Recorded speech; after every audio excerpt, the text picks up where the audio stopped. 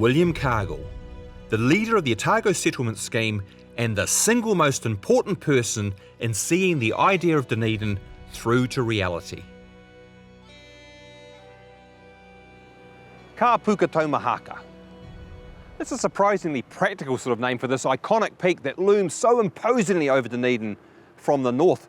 It refers to Maori food gathering practices, mahika kai, where plated vines or taumahaka would be laid to capture kereru or wood pigeons that feasted on the berries of the kapuka trees that grew on its northern flanks.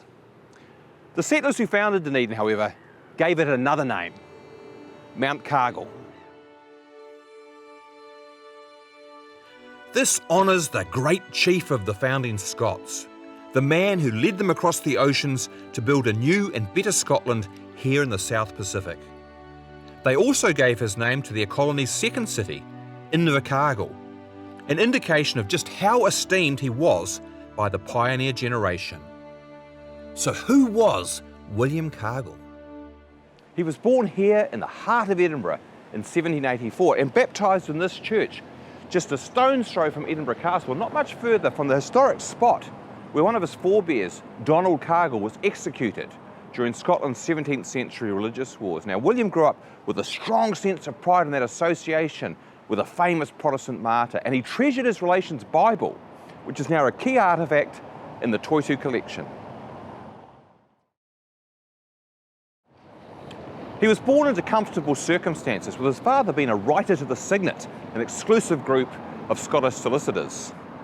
Unfortunately, Cargill Sr. was also an alcoholic, and he died when William was 15. Now, this left the family in a difficult financial position, but with support from the wider family, Cargill's mother was able to see all of her sons well educated and into professional careers. He lost his father when he was young from alcoholism, and that made him a very determined individual. But his mother was really important in making sure he got a decent education. So he had a grammar school education, which is, unusual for a guy of his sort of middling class. So I think he felt he owed the Presbyterians something for his education and getting him into the army. William went into the army, reaching the rank of captain and serving under the Duke of Wellington in the wars with Napoleon on the continent, as well as in India and Ireland. He was severely wounded in 1810 at the Battle of Busaco, but recovered and returned to service. He married the daughter of a fellow officer in the 74th Highland Regiment while serving in Portugal in 1813. They were to have 17 children together, 10 of them surviving to adulthood. William left the army in 1820, but he continued to use the title Captain for the rest of his life and proudly wore his service medals in later life. Like many ex-servicemen, Cargill struggled to find his place on leaving the army. He worked for many years as a wine merchant here in Edinburgh, including for a time in this building in York Place, but every few years he seems to have shifted addresses, suggesting that he struggled to find a way of making a living sufficient to support his growing family and his own aspirations to get ahead. For a few years, the Cargills lived in this elegant townhouse in Northumberland Street, one of the smartest addresses in Edinburgh's new town. But they would have just been tenants rather than owners. Seeking a better income, Cargill turned to banking in 1835 and moved to England. He worked first as a bank manager in York, then in Norwich, and finally in London. By then, he had developed an interest in emigration and was a very early supporter of the idea of a Scottish colony in New Zealand. Following the disruption in Scotland's Presbyterian Church in 1843, Cargill and George Rennie, the initial promoter of the scheme, won support for a free church settlement from the newly established church body. Within a couple of years, Cargill had displaced Rennie to become the leading figure in the Otago scheme. He had a desire to build something different and new and special, and I think that's how he saw Otago as a golden opportunity to make a better society and build a better place, really. So there's a lot of idealism in there, but there's also a lot of pragmatism. From his London base, he relentlessly lobbied government officials and politicians deploying all his considerable determination and tenacity to overcome all the obstacles put in its place that first threatened to delay and then to prevent the settlement from happening at all. Cargill must have been very relieved when he finally set sail for Otago in November 1847. He led the pioneer party aboard the expedition's supply ship, the John Wycliffe, which sailed from London. 5.5 months later, they reached Port Chalmers, 3 weeks ahead of the main Scottish group on the Philip Lang. And after landing, Captain Cargill gave an inspirational speech in which he compared the Otago pioneers to the Mayflower pilgrims in America 2 centuries before.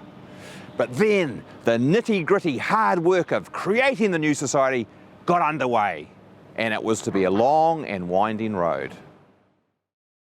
He was an old military man who liked being the boss. And here he was the ultimate boss. He was the numero uno. There was no doubt that people would stand to attention and do what he said. By and large, it didn't always happen, but it usually did. And I think he liked that sense of power in enactment in a new place where people needed to be led and directed anyway. It was always going to be hard. And to have these 2 strong characters at the top of it was very important, I think, for the relative success of the settlement before the gold rushes. Cargill maintained his leadership role throughout the crucial first decade and held firm to some rather narrow views about what Otago should be about. In his view, an exclusive zone for Scottish Presbyterians, with the Free Church at its core. He also sometimes overreached his capabilities and let tenacity give way to stubbornness. And so I think this desire for status and rank is hardly unusual. It's true of people throughout history, everywhere, whatever the culture.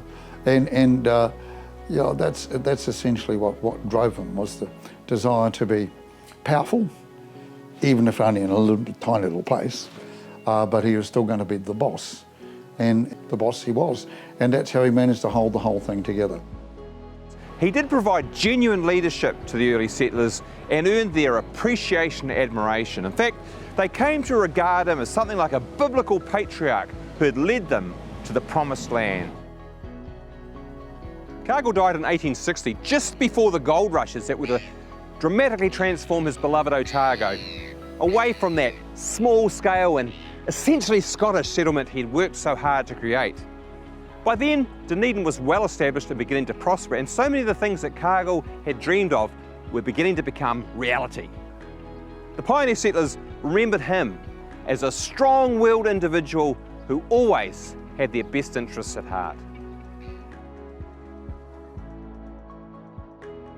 As well as naming Mount Cargill in his honour, they also erected this monument to his memory. Originally it was in the Octagon, but in 1872 it was moved to here, just metres from where Captain Cargill had stepped ashore in 1848 and begun the process of making his new Edinburgh, Dunedin, a reality.